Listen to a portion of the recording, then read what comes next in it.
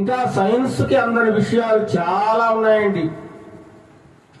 సైన్స్కి అందని దేవుని సృష్టి ఇంకా చాలా మిగిలి ఉంది, చాలా మిగిలి ఉంది.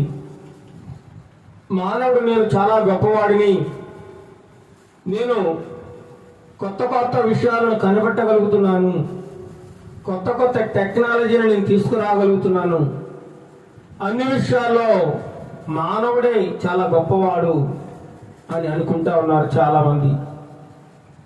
కానీ ఈ సృష్టిని చేసినటువంటి, ఈ సృష్టిలో ఉన్నటువంటివి మాత్రమే మానవుడు తెలుసుకుంటున్నాడు తప్ప కొత్తగా మానవుడు కనిపెట్టింది ఏమీ లేదండి.